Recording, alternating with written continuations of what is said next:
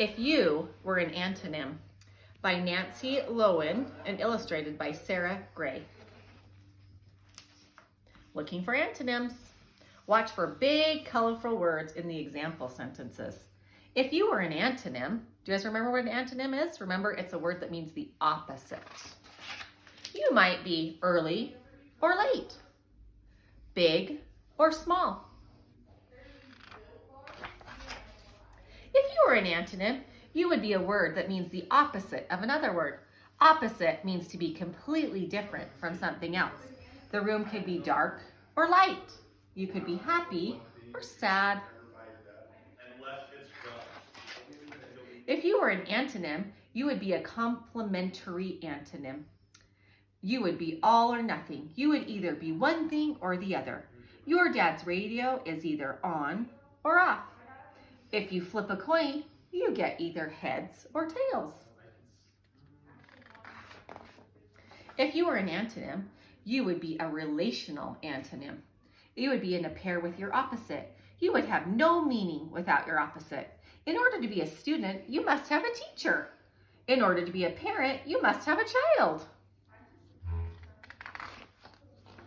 If you were an antonym, you would be a graded antonym. You could show words are related. Empty and full are antonyms, but between empty and full are many possibilities. The cookie jar might be half full or nearly empty. The cookie jar might be almost full or mostly empty. If you were an antonym, you could have a prefix. A prefix is added to the beginning of a word. Adding a prefix can completely change a word's meaning. Sense becomes nonsense. Lucky becomes unlucky. If you were an antonym, you could have a suffix. A suffix is added to the end of a word. Adding a suffix can also change a word's meaning. Hopeful becomes hopeless. Careful becomes careless.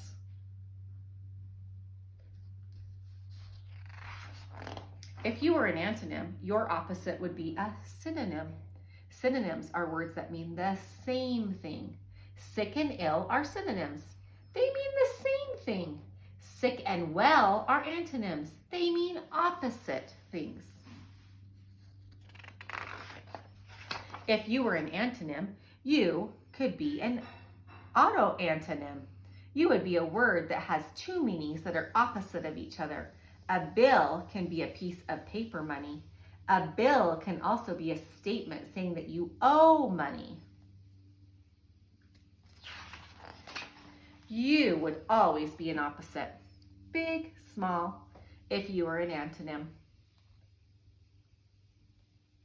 Here's a game that you can play, but I'll read it to you and you guys can decide if you want to do it at home. Antonym antics. Cut out 30 squares of heavy paper. Next, write down 15 pairs of antonyms, one word on each square. Now mix the cards up and place them face down on a flat surface. Take turns flipping over 2 cards. If the words are antonyms, you get to keep the pair and continue playing. If the cards aren't antonyms, flip them back over and move to the next player.